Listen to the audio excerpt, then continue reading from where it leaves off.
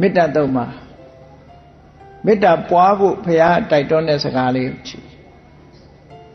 မာတာယထာနိယံပုဒ္ဒ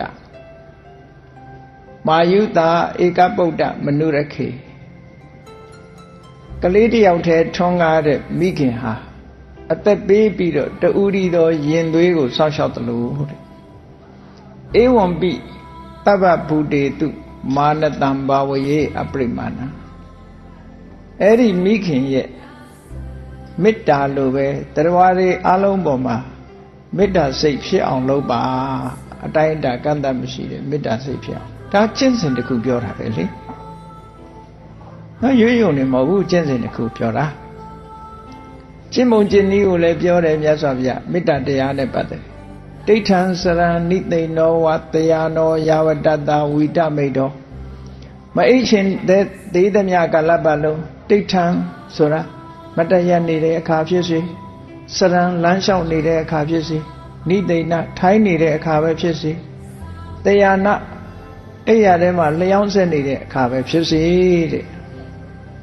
ဧတံတတိအဋိဋ္ဌိယမေတ္တာတတိကိုခိုင်ခိုင်မာမာတည်ဆောက်ထားပါမေတ္တာပို့နေပါလို့ပြောတယ်အနည်းကင်းအောင်လို့သွန်ပေးတယ်နေ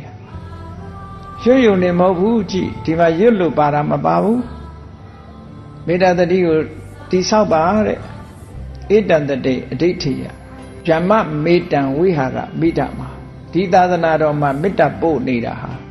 မြတ်သောနေထိုင်ခြင်းလို့ခေါ်ပါတယ်တဲ့ဗြဟ္မဝိဟာရလို့ခေါ်ပါတယ်ဒါပေမဲ့ဓမ္မမြတ်စွာဘုရားရဲ့တရားတော်တွေကလက်တွေ့ကြဒေးလီလိုက်မှာကိုယ့်ရဲ့နေ့စဉ်ဘဝလက်တွေ့အသုံးချနိုင်ရ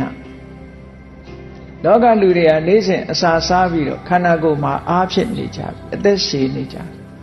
ဘုရားတရားတော်တွေလည်းနေ့စဉ်အသုံးချပြီးလိုက်နာကျင့်သုံးနေမယ်ဆိုလို့ရှိရင်စွမ်းတတိတွေရနေမှာပဲ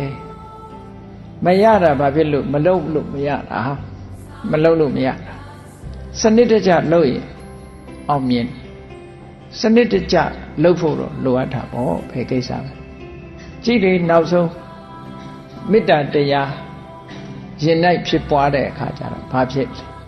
ဒိဋ္ဌိစအနုပက္ခမ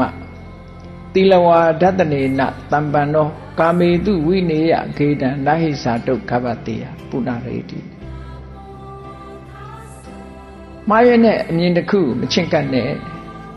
တရားတွေကိုမေတ္တာပို့တော့တရားရှိတယ်လို့ယူဆသွားနိုင်တယ်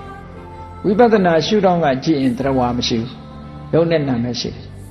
ဒါကြောင့်မို့တရားရှိတယ်ဆိုတဲ့မှားရတဲ့အမြင်ကိုမချင့်ကပ်နဲ့မရောက်စေနဲ့